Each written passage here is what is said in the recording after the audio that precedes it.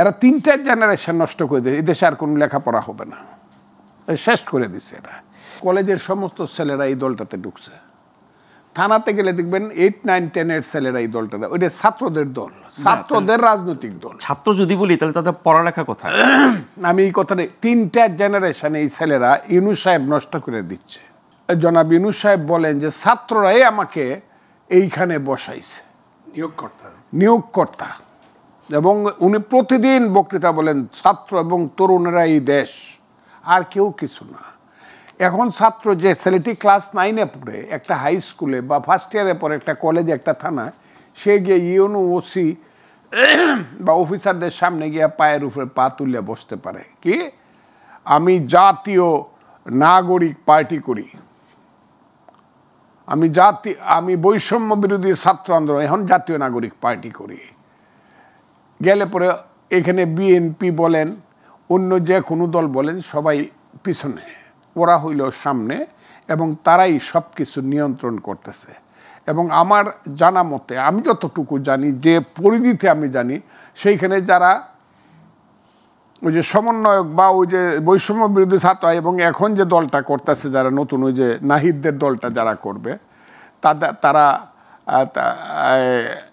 তাদের বুকের সিনা 42 ইঞ্চি 32 ইঞ্চি থেকে 42 ইঞ্চি অলরেডি হয়ে গেছে।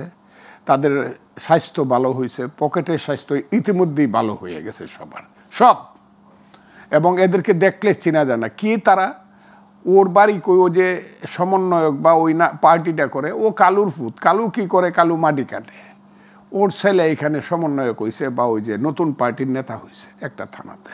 এরা নাকি 4 কোটি টাকার গাড়ি দেয়, এদেরকে নাকি মিটিং করার জন্য কোটি কোটি টাকা দেয়, এদেরকে নাকি বাইরে যাওয়ার জন্য হেলিকপ্টারের ভাড়া দেয়, 30,000 টাকার কম্বল দেওয়ার জন্য 30 লাখ টাকার হেলিকপ্টার দেয়। এই যে অবস্থাটা চলছে, এইটার লক্ষণ কিন্তু ভালো না, শুভ লক্ষণ না। মর্নিং সোজদার কথাটা কিন্তু বহুত পরীক্ষা নিরীক্ষার পরে এই কথাটা আসছে। দিনটা কেমন যাবে সকালবেলায় বোঝা যায়। ছেলেপেলে এরা কেমন, এটা কিন্তু তারা কেমন দেশ চালাবে তাদের হাতে রাষ্ট্র ক্ষমতা পড়লে, এটা কিন্তু তাদের গত 7 মাসে বোঝা গেছে।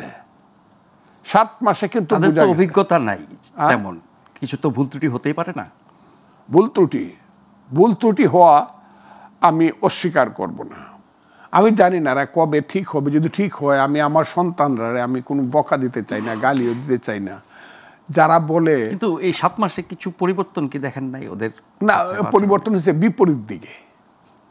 যে ছেলেটি একটু সাবমিসিভলি দেখতাম হাঁটতেছে রাস্তা দিয়া, সে দেখলাম এখন একদম মানে উদ্যত হয়ে রাস্তা দিয়ে হাঁটে। যে ছেলেটি দেখতাম যে যুক্তি দিয়ে সুন্দর বক্তৃতা করে কথা বলতেছে, সেই ছেলেটি এখন বলে হাসিনার ফাঁসি হওয়ার আগে নির্বাচনের কথা মুখেও আনা যাবে না।